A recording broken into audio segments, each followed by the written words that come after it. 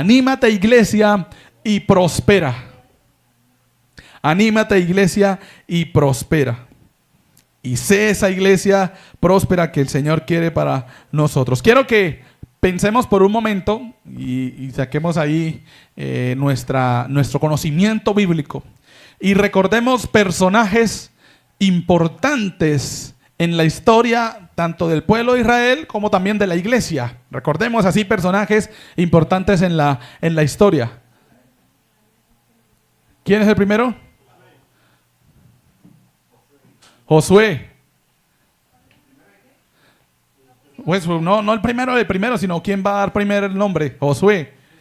Personajes de la Biblia importantes. David, Daniel, ¿me presta el potecito? Jesús.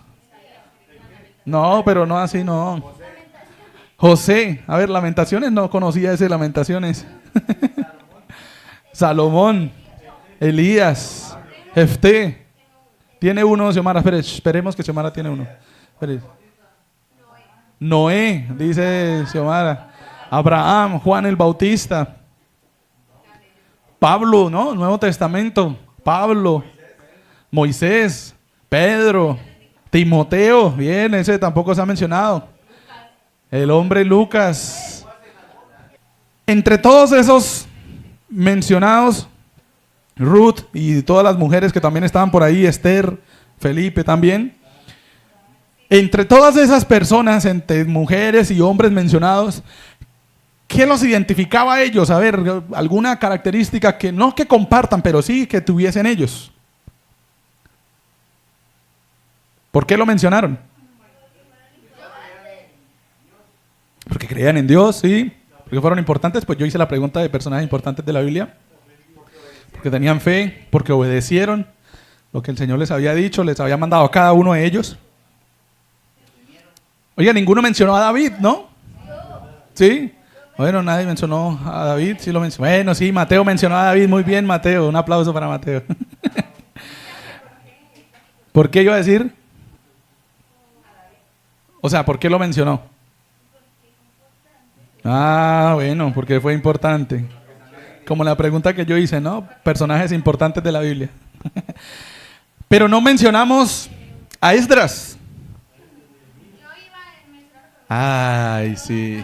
Pero es que usted empezó, dice que Lamentaciones, Ezequiel, Daniel, Oseas, Joel, empezó a leer todos los libros de la Biblia. Al hombre Esdras y al hombre Nehemías, personajes que vamos a estar estudiando. El hombre Job, supongo. Bien, Job también. Pero hoy vamos a estar estudiando a Esdras y a Nehemías. Esdras y Nehemías, personajes que particularmente no tenían el mismo momento que quizá a David, que quizá Salomón, que quizá Moisés, que quizá Abraham, incluso que quizá Job, porque ellos todos trabajaron en un ambiente en el que el pueblo ya era pueblo. David trabajó en un ambiente en el que la nación de Israel era nación. Y tenía todo, y tenía sus murallas, tenía su gobierno, tenía todo establecido, el sistema de gobierno, todo estaba bien establecido, ¿no? Los príncipes, todo estaba bien establecido. Esdras y Nehemías, no. Esdras y Nehemías les tocó trabajar con un pueblo en crisis, que ni siquiera estaban en el mismo lugar. Hasta ahorita estaban regresando de la cautividad en Babilonia. Y estaban regresando porque los mandaron de a poquitos, y ahí fueron llegando y estuvieron llenándose otra vez, intentando volver a ser el pueblo que en el tiempo de David y en el tiempo de Salomón eran, ¿no? Esplendoroso, el pueblo que le temían, que todas las otras naciones decían, el ejército de Israel, ¿no? Todavía lo vemos, ¿no? Todavía nosotros identificamos al pueblo de Israel como un pueblo importante militarmente y en ciencia y en tecnología, un pueblo importante. Pero Esdras y Nehemías trabajaron en la obra del Señor, cumplieron su misión, trabajaron en el ministerio en tiempos de destrucción, en tiempos en los que no había absolutamente nada, en tiempos en los que el Señor les había dicho, vayan porque ustedes van a empezar. ¿Volvió el pueblo de Israel a ser el pueblo asombroso que era antes? ¿Reconocido? Hoy lo vemos como reconocido, ¿no? Todavía le faltan algunas construcciones, que la muralla y sobre todo el templo, que será parte de los tiempos finales, pero volvió a ser nación. Hoy lo reconocemos como Israel, ¿no? Como nación. Ahí hay la lucha entre que el Israel y que el Palestina y que no sé qué, pero recordamos en el pasaje bíblico y en todos los pasajes bíblicos se menciona como Israel. Eso fue gracias a que el Señor usó a Esdras y a Nehemías.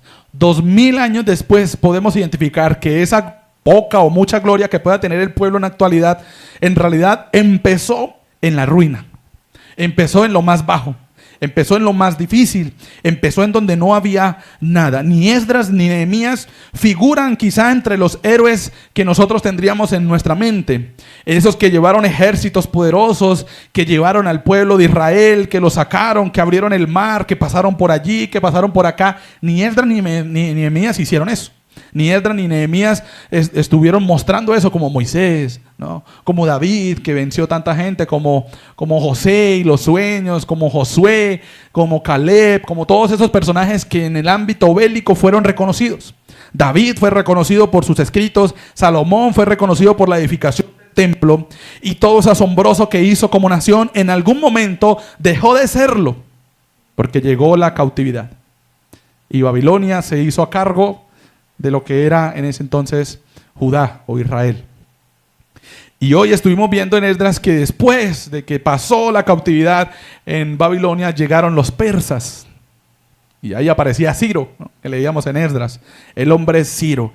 Y ahí empieza, note, con un no israelita, con alguien que no era israelita, era persa. Ahí empieza la obra del Señor para a favor del pueblo de Israel. Y hoy estaremos viendo que Nehemías y Esdras trabajaron y estuvieron en una Jerusalén que estaba totalmente perdida y que no tenía ningún tipo de esplendor.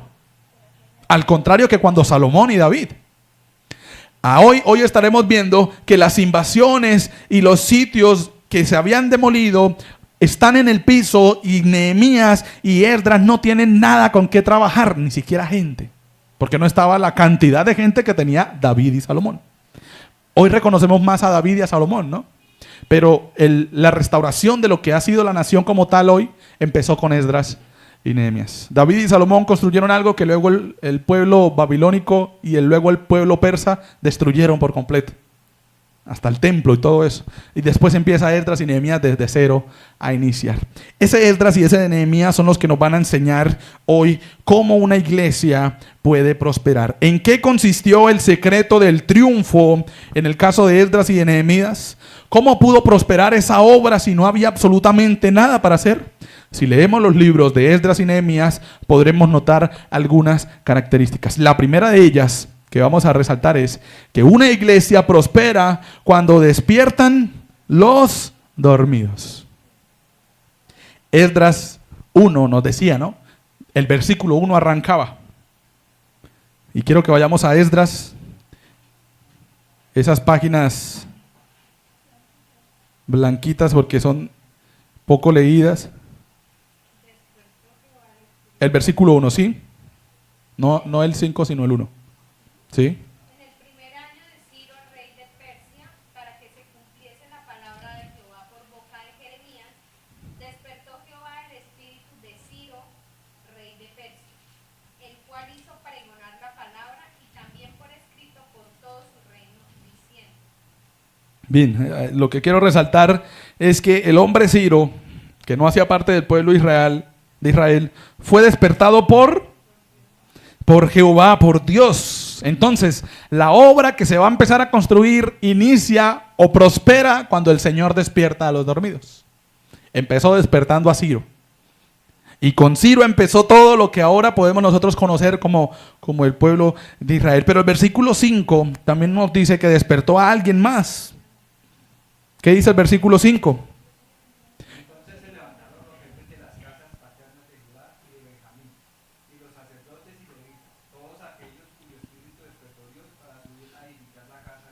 Todos aquellos cuyo espíritu despertó Dios para subir a edificar la casa de Jehová. Esas personas acababan de nacer, acababan de existir, ya llevaban tiempo en la tierra, pero estaban dormidos, estaban quietas, Estaban ahí esperando que algo pasara, que algún redentor o algún salvador viniera a restaurar todo lo que se había perdido. En este caso es el Señor el que dice que despierta a los dormidos. Despertó a Ciro, el espíritu, dice, del Señor, despertó el espíritu de Ciro, y luego dice que también despertó a todos aquellos cuyo espíritu despertó Dios. Dice que despertó a los levitas, que despertó a los de la casa paterna de Judá y de Benjamín, a los sacerdotes, a todos esos, para edificar la casa de Jehová, la cual está en Jerusalén. Dios puso ese despertar en los que estaban dormidos. ¿Por qué? Porque al que duerme le va mal. Hay dos historias que ustedes conocen perfectamente y no quiero que las vayamos a buscar porque son bastante extensas. Si las quiere buscar, las puede leer en su casa, por eso puse las citas ahí. Jueces 16, versículo 15 al 21. ¿De quién hablamos ahí? A ver, sin buscarlo sabemos quién es. Sansón. Bien, Sansón. ¿Qué pasó con Sansón? Era un muchacho así, tenía mucha fuerza, aquí. Se durmió Sansón, ¿no? En las piernas, dice, en las piernas de esta mujer que lo convenció de dar el secreto. Eso. Y se durmió. Sansón se durmió. ¿Qué pasó? Llegaron los filisteos a atacar a Israel y Sansón ya no tenía las mismas fuerzas que antes. Se durmió, se dejó convencer y fue engañado para luego sufrir, para luego morir incluso por haberse dormido. Nota entonces que el primer ejemplo que tenemos ahí de Sansón, al que duerme le va mal. Se durmió Sansón. Ahora, sin buscarlo, también tenemos al primer libro de Samuel 26, todo el capítulo o el versículo 7. ¿Quién será? De Saúl. De Saúl. ¿Cuándo se durmió Saúl? Bueno, Saúl dormía normalmente, pero ¿qué historia recuerdan? En la cueva. ¿Quién estaba persiguiendo al hombre Saúl? A David, para matarlo, y se durmió Saúl. En este caso no fue la que ustedes recuerdan de la cueva, porque esta fue cuando él estuvo durmiendo, que se acostó a dormir y sus guardias también se quedaron dormidos, pero sí era en el mismo momento y que David fue hasta allá con otro personaje en silencio y agarraron la vasija y la lanza, ¿recuerdan? Porque cuando él estaba en la cueva no estaba durmiendo, era haciendo sus necesidades, ¿no? Y ahí le cortó un pedacito de la capa, ¿no? De la capa. Recuerdan que después la mostró y le dijo, esta capa, y después le mostró la lanza, pero esa se la quitó cuando ellos estaban durmiendo. Se durmió Saúl y mientras dormía, su lanza y su vasija de agua desaparecieron. Se durmió Sansón y mientras dormía, su fuerza desapareció. Se duerme la iglesia y mientras duerme, muchas almas están buscando al Señor. Por eso Dios nos ha dicho a nosotros, y este pasaje sí quiero que lo busquemos, en primera carta de Pedro, capítulo 5, versículo 8. El Señor nos ha dicho algo a nosotros. Nos dice, por favor, hermanos, no les pase como a Sansón y como a Saúl. ¿Hagan qué? Primera de Pedro 5, 8.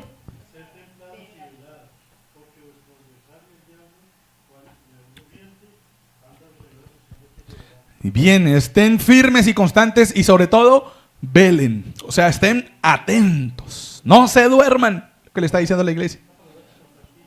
Estar ahí presto, como el vigilante, que está todo el día ahí presto, ¿no? Los vigilantes que están prestos. Los vigilantes porque también hay vigilantes Sansones y también hay vigilantes Saúles, ¿no? Entonces nosotros debemos ser vigilantes bien puestos, vigilantes atentos, vigilantes prestos, vigilantes, estar siempre listos, es lo que nos está diciendo el Señor. Y el Señor nos ha dicho a nosotros, no se duerman. Primera de Pedro 5, 8 nos dice, velen. Hay un dicho popular que ustedes conocen que dicen, camaleón que se duerme. Oiga, cristiano que se duerme, se lo lleva cualquier corriente que aparece por ahí filosófica. Cristiano que se duerme, se lo lleva a cualquier otra persona que aparece de cualquier otra secta a tocarle y a decirle, vamos para allí, vamos para allá. Cristiano que se duerme deja pasar las oportunidades que tiene para compartir la palabra de Dios. Por eso al que duerme le va mal. Segunda característica de cuando despiertan los dormidos, y es que Dios no quiere que nosotros durmamos. Dios quiere que nosotros estemos despiertos. Dios nos quiere despertar. Versículo 1 que leía Xiomara dice que el Señor despertó. El Señor despertó a los de la casa de Benjamín, a los sacerdotes, a los levitas, a todos aquellos cuyo espíritu despertó Dios para edificar. O sea que no los despertó para que miraran y se quedaran ahí quietos. Los despertó para que empezaran a trabajar, para que empezaran a edificar. Dios tuvo que despertar a su pueblo. El mal no era que quizá eran pocos o que no tenían recursos. El problema o el mal era que estaban con flojera, con pereza. No querían hacer nada. Si no empezaba otro, ellos no iban a empezar. Si no lo hacía otro, ellos estaban ahí tranquilos entre las ruinas, entre el desorden. El sueño del conformismo había anulado a todo el pueblo de Israel. Habían llegado a acostumbrarse a la idea de que ellos iban a estar como un pueblo sometido por el resto de su vida. Que esa gloria y esas promesas de ser una nación grande que le había hecho a Abraham y a todos los patriarcas, hasta ahí habían llegado. La pereza los había consumido y no querían hacer nada que los llevaran máximo esfuerzo, sino querían hacer siempre el mínimo esfuerzo. Dios tuvo que despertarlos. Y entonces, cuando Dios los despertó, hubo esa oportunidad de trabajar y de hacer algo hermoso, de emprender esas iniciativas que quizás estaban en la mente, ¿no? Porque quizá ellos allá medio durmiendo podían decir, ay, como éramos antes. Uy, la nación que éramos. Todos nos temían con ese ejército que teníamos. Y si hiciéramos esto, y si hiciéramos aquello, y si acomodáramos aquí, y si acomodáramos acá. Quizá construyeron a Israel en su mente. Uy. Era para que se despertaran. Quizá construyeron a Israel en su mente, quizá construyeron esa nación grande otra vez en su mente, pero estaban dormidos. Estaban soñando. ¿Cuándo soñamos? Cuando estamos durmiendo, ¿no? Y soñar no es hacerlo, ¿no? Estaban soñando y ellos estaban organizando todo lo que querían de Israel, pero no tenían la oportunidad de levantarse y no habían tomado la decisión, sobre todo, de levantarse y de empezar a hacer realidad lo que les había parecido un sueño. Mientras este pueblo dormía y soñaba, algo más pasaba. Y es lo que pasa con nosotros en la actualidad. No solamente al que duerme le va mal, no solamente Dios nos quiere despertar, sino que, mis hermanos, mientras nosotros dormimos, el enemigo sí está trabajando. Mientras nosotros nos quedamos quietos, el enemigo sí está haciendo su trabajo. Y lo leíamos ahorita en Primera de Pedro, ¿no? Leíamos ahorita que dice, estad atentos y velad, porque vuestro adversario, el diablo, como león rugiente, está buscando y rodeando y andando por ahí, buscando a quién devorar. Y hace la contraposición. Velen. Es decir, si ustedes se duermen, el otro sigue haciendo lo otro. Su enemigo sigue haciendo la obra. Si ustedes velan o se duerman, no hace que el enemigo haga o no haga. Él seguirá haciendo el mal. Pero el problema es que ustedes velen o no estén velando. El problema es que ustedes como iglesia o nosotros como iglesia estemos durmiendo. El problema es lo que dice el Señor a través de Pedro. El problema no es que el enemigo esté trabajando. El problema es que la nación, en este caso la iglesia que el Señor ha puesto para hacer la obra opuesta, no está haciendo la obra. Está durmiendo como el pueblo de Israel y soñando. Ay, si hiciéramos aquello, si hiciéramos lo otro, si hiciéramos esto y aquello. Y quiero que vayamos a Mateo capítulo 13, versículo 25.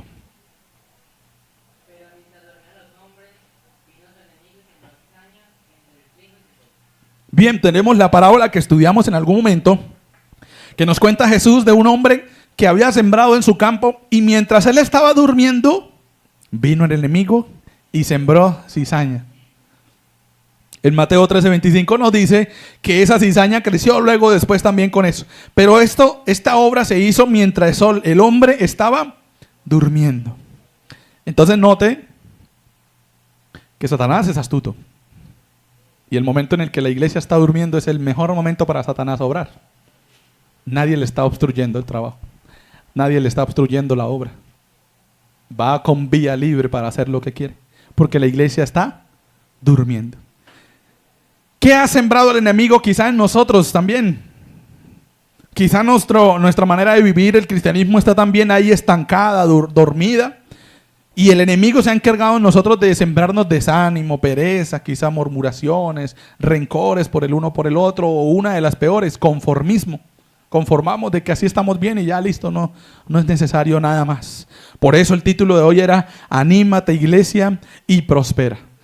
Dios quiere despertarnos como hizo con el pueblo de Israel. Despertó a los dormidos. Esdras nos da el ejemplo de cómo la obra magnífica que después se iba a hacer empezó con la obra que el Señor hizo. El Señor a nosotros nos dio vida. Dice que Él es la vida y que nos ha dado vida para que vivamos bien delante de Él, ¿no? Pero nos dio vida para que vivamos en las obras, dice, ¿no? Que Él preparó de antemano para que anduviésemos en ellas. Hay que caminar en esas obras. No somos hijos de Dios solo para estar ahí, para estar dormidos. Segunda característica de una iglesia que prospera. La iglesia que prospera, o una iglesia que prospera, una iglesia prospera cuando cada uno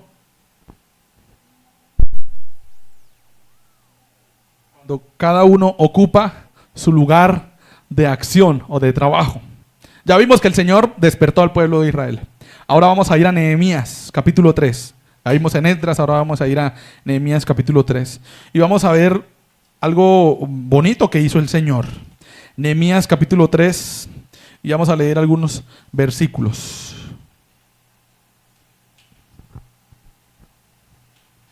Una iglesia prospera cuando cada quien ocupa su lugar de acción, cuando cada quien sabe qué es lo que tiene que hacer y lo hace. Y no espera que otro lo haga por él.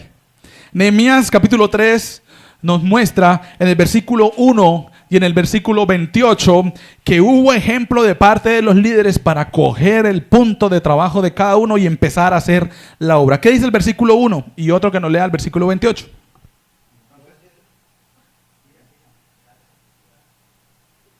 Entonces se levantó el sumo sacerdote Eliasib con sus hermanos los sacerdotes y edificaron la puerta de las ovejas. Ellos arreglaron y levantaron sus puertas hasta la torre de Amea y edificaron hasta la torre de Ananiel. Bien, ¿quién se levantó? ¿Quién empezó? El sumo sacerdote, o sea, el líder religioso, el líder incluso político de ese momento, empezó la obra. Y es el primer versículo. Arrancó el sumo sacerdote, el líder, empezó a dar ejemplo. Y luego Nehemías ahí en adelante empieza a mencionar los nombres de cada uno de los que se encargó de esto, y al lado y luego el otro, y luego el otro, y cada uno tenía su espacio de trabajo y ahí tenía que trabajar. Ahora el versículo 28, ¿qué nos dice el versículo 28?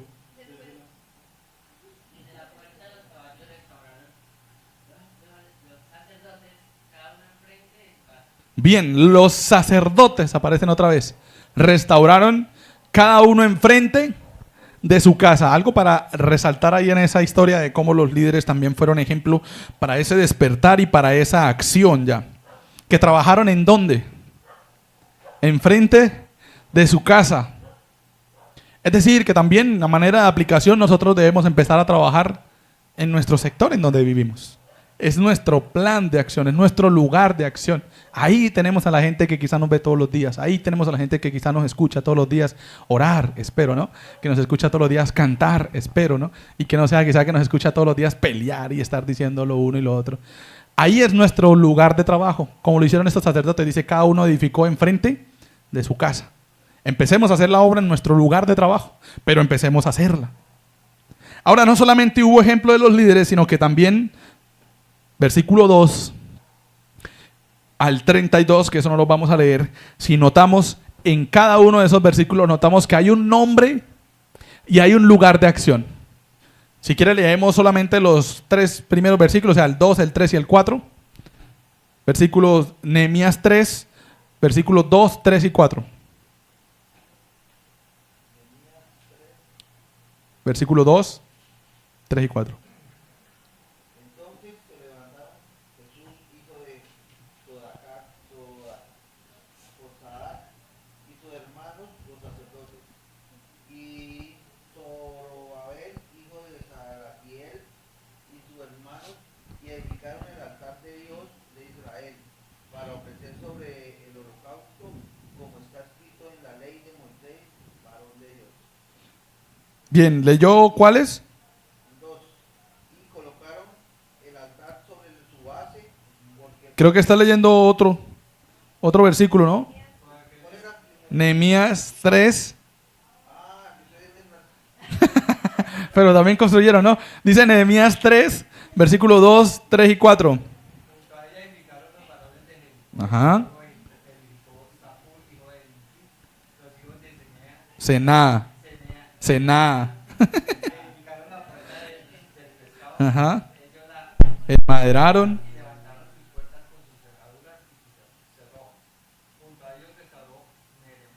Meremot.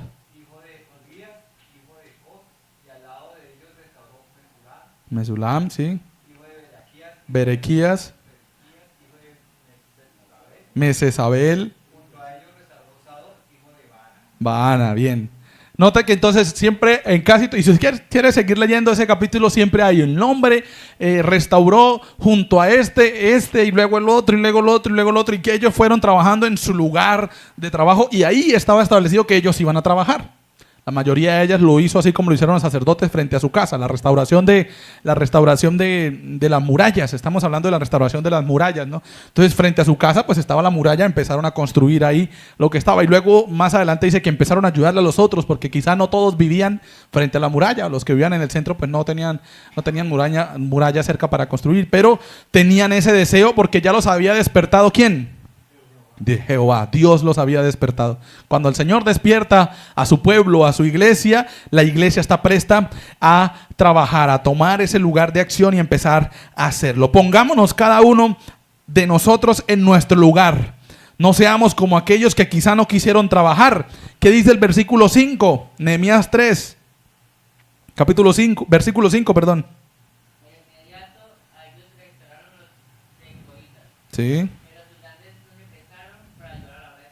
Bien, ahí hubo un grupo que no. Hubo un grupo que dijo, pues que lo hagan ellos y que miren allá qué hacen. No seamos como estos, ¿no? Como estos grandes o gigantes que no quisieron trabajar. Por eso prosperó la obra, porque cada uno tomó su lugar de acción y empezó a trabajar. Cuando en la obra de Dios cada creyente ocupa su lugar, sabe lo que tiene que hacer y hace parte de esa obra, llevar ese mensaje, esa obra puede prosperar. Estas personas que vemos en Nehemías y que vimos ahorita en Esdras, trabajaron en la restauración del pueblo. No fueron muchos, no tenían los máximos recursos que tenían cuando estaba David y Salomón, no tenían el ánimo que tenían en ese momento. Lo que veían a su alrededor era destrucción, lo que veían a su alrededor era ruinas, era todo mal. Y aún así tomaron la decisión de tomar ese lugar que les correspondía y trabajar. La pregunta para la iglesia sería, para nosotros sería, ¿sé cuál es mi trabajo en la obra del Señor? ¿Sé que me corresponde a mí? ¿Sé qué es lo que debo hacer? Y la segunda pregunta sería, ¿lo estoy haciendo? ¿O estoy como los grandes del versículo 5 que dice que ellos no se prestaron para ayudar a la obra de su Señor? O sea, que era su Señor. O sea, note lo que ellos lo reconocían como Señor, pero dijeron, no, que trabajen los otros. Que le hagan ellos. Que otro lo haga. Si ya lo están haciendo ellos, ¿para qué lo voy a hacer yo? Cualquier parecido con la iglesia en la actualidad no es coincidencia.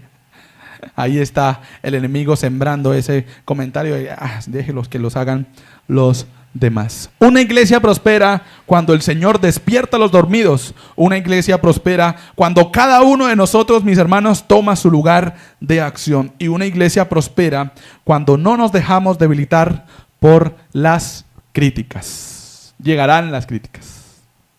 Y en Nehemías pasó. Vamos al capítulo 4.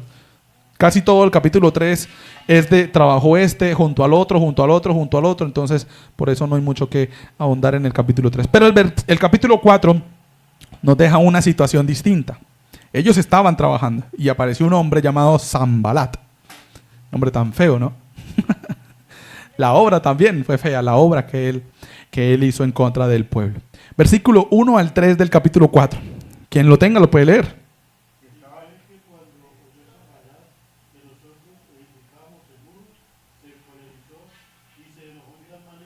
Uh-huh.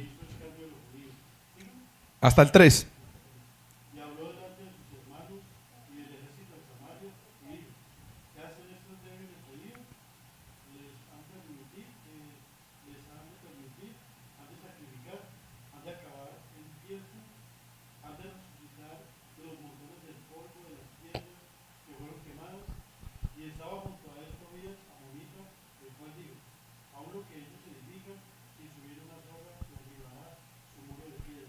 Bien, tenemos entonces acá a Sanbalat y al hombre Tobías también, que aparece por ahí, que se dejó llevar, pero el que empezó todo fue Sanbalat. Dice que Sanbalat, al ver que el pueblo empezaba a edificar su muro, se enojó y se enfureció en gran manera y empezó a murmurar y a hacer escarnio, a burlarse de los judíos. Y empezó a decirle a los que estaban por ahí: oiga, vamos a dejar que este pueblo vuelva otra vez a construir esa nación que eran antes. Dice este versículo, el versículo 2 dice: vamos a permitir que resuciten de los montones de polvos las tierras que fueron quemadas. Y luego aparece Tobías y deja también algo muy chistoso, muy curioso, que después la historia y la obra del Señor dejó por el piso. Y es que dice: lo que ellos edifican de muro de piedra que dicen ellos que están haciendo, si sube una zorra, derribará ese muro de piedra. Imagínese, mi hermano, usted está trabajando sin herramientas, al sol, viendo todo destruido, quemado, acabado, recordando los momentos que vivió usted en esa tierra, los familiares que perdió, porque muchos de sus familiares murieron ahí. La casa que usted tenía tan hermosa y ya no tiene nada, los muebles, todo acabado, y empezando a construir y haciendo con ese esmero y con ese ánimo la obra que le correspondía a cada uno, y aparece Sanbalat y Tobías con este tipo de comentarios, ¿no? Eso que están haciendo allá, eso no les va a durar, no les va a durar nada. Cualquier parecido con la historia de la iglesia en la actualidad no es pura coincidencia. Suele pasar así. Usted está emocionado trabajando en la obra del Señor, llevando el mensaje, participando del uno y del otro, trabajando en los ministerios, haciendo lo que él sabe que sabe hacer y que el Señor le ha instaurado y que puede hacer. Y llega el comentario de algún Sanbalat y de algún Tobías, ¿no? A decirle: eso no sirve para nada lo que usted está haciendo. Eso tan mal que lo hizo, tan feo que lo hizo. Entonces, mis hermanos, notemos que en ese ánimo de construir aparecieron las críticas. Hermano, si usted hoy toma la decisión de despertar, y esta enseñanza la quiero dejar hoy, 3 de diciembre, para que usted la procese en su mente todo este diciembre, y cuando retomemos en enero todos los ministerios y otra vez la planeación y todo lo que queremos hacer, usted recuerde: anímese, iglesia, y prospere. Y usted recuerde hoy a Nehemías, recuerde a Esdras y diga: ellos empezaron en la nada, no tenían absolutamente nada. Recordemos nosotros cómo empezamos, ¿no? Con los muebles de Xiomara y Milton, y nos sentábamos ahí 3, 4, no teníamos sillas, no teníamos ventiladores, sacábamos sillas de un lado y del otro. Y el Señor nos ha dado la oportunidad de seguir creciendo, pero eso no quiere decir que las críticas no vayan a llegar. Llegará el Sanbalat y llegará el Tobías. Claro que sí, llegarán a decir: eso que están haciendo allá en Tuluá, eso no funciona, no sirve. Probablemente ya lo están diciendo. Esos que se reúnen allá, eso como que no, ya llevan allá como 2 años, 3 años y no se ve nada, ¿no? Que están. ¿Y eso desanimará? Claro que sí, mi hermano. Pero recuerde, usted está trabajando por la reconstrucción o por la obra del Señor. El que a usted lo despertó fue el Señor. El que a usted le dio el trabajo para hacerlo fue el Señor. El que le dio el espacio para decir: hágalo acá, fue el Señor. Por lo tanto, el Señor será el que a usted lo mantendrá frente a esa obra haciéndola. Así vengan las críticas. Vendrán las críticas. Apareció Sanbalat y apareció Tobías con sus comentarios inoportunos. Pero ¿qué hizo el hombre Nehemías? Absolutamente sabio este hombre, e inmediatamente en el versículo 4 dice que Nehemías, en respuesta a todo esto que él escuchó, ¿qué hizo? Dice el versículo 4 de Nehemías 4. Oye, oh Dios nuestro, que somos objeto de su menosprecio, y vuelve el baldón de ellos sobre su cabeza, y entrégalos por despojo en la tierra de su cautiverio. Bien, una oración imprecatoria, se llama eso. Eso que hizo ahí el hombre Nehemías. Él oró al Señor. Inmediatamente fue al Señor. Él no se fue a enfrentarse ya con Sanbalat y con Tobías y decirle: bueno, ¿qué le pasa? ¿Qué está hablando de mi pueblo y de lo que estamos haciendo? Nada. ¿Por qué? Porque ¿quién lo despertó a él? Jehová. ¿Quién lo respaldaría? Jehová. ¿A quién buscó? A Jehová. Entonces, mi hermano, mientras usted se despierte y usted empieza a trabajar y encuentra su punto y su lugar de acción y llegan las críticas, mi hermano, no se ponga a pelear con el de las críticas.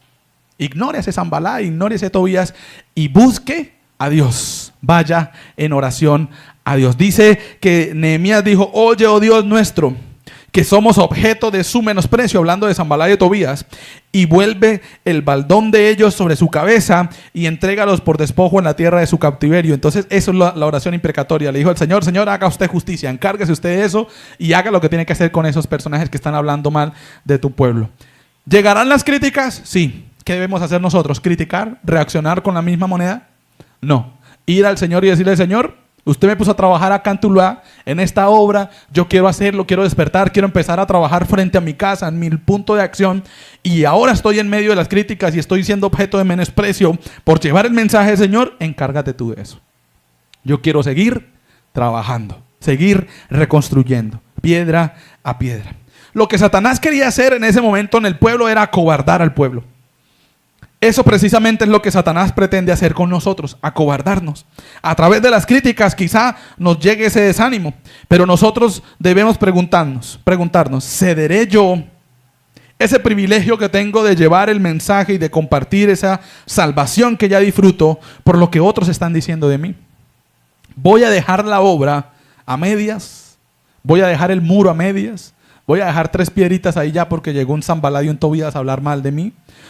¿O yo voy a reconocer que el que me despertó fue el Señor, que el que me puso el punto de trabajo fue el Señor y que el que me va a respaldar será Él? Si nosotros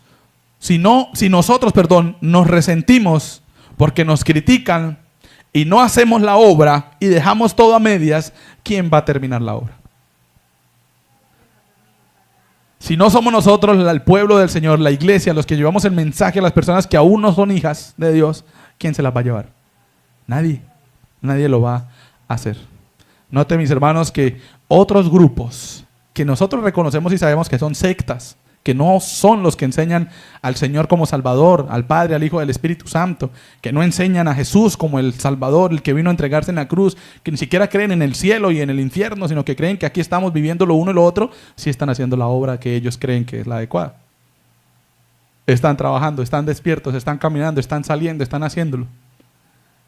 Y muchos están creyendo en eso. El enemigo sigue haciendo la obra, recuérdelo. El enemigo sigue haciendo la obra. Mientras el hombre dormía, llegó el enemigo y sembró la cizaña. O sea que mientras la iglesia dormía, llegó Satanás y dijo, aquí es el momento.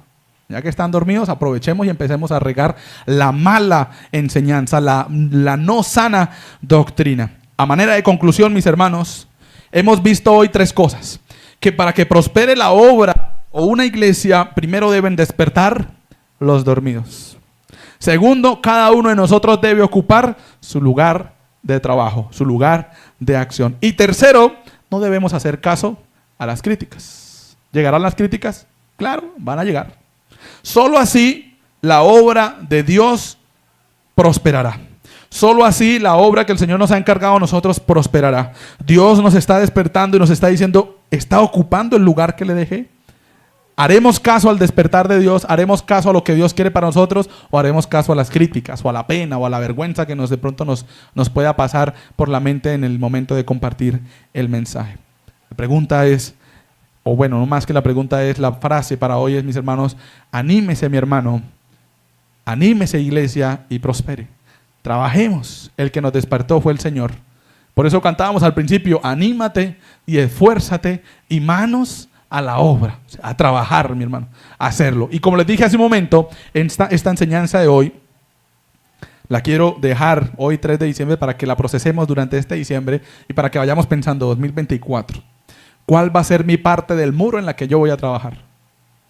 ¿Cuál va a ser mi punto de acción en el que yo voy a trabajar? ¿O voy a ser como los grandes del versículo 5 de Nehemías 3, que dice que no se prestaron para servir a la obra de su Señor? ¿O voy a ser como los sacerdotes, como el sumo sacerdote, como el resto del pueblo que dijo, vamos a trabajar?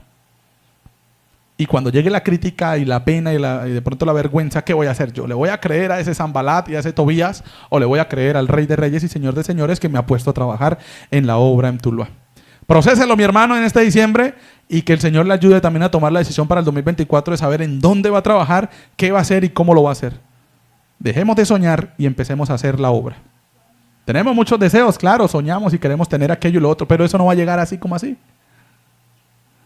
Entendemos que el desarrollo lo da el Señor, entendemos que el Señor es el que pone y añade a la iglesia a los que han de ser salvos, pero también entendemos que el Señor nos dijo, id, o sea, vayan, caminen, busquen, hagan, construyan el pedazo de muro que les corresponde a ustedes, lo que nos corresponde a nosotros. Pónganse sobre sus pies y vamos a estar orando y vamos a pedirle al Señor que nos ayude a tomar ánimo, a respirar y a decir, Señor, Este 2023 hice, pero en este 2024 quiero hacer más.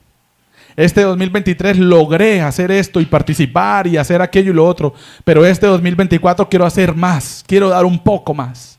Quiero llevar ese paso más allá. Quiero avanzar ese poquito más allá, Señor. Dame la oportunidad y la capacidad para hacerlo. Dame el ánimo para crecer.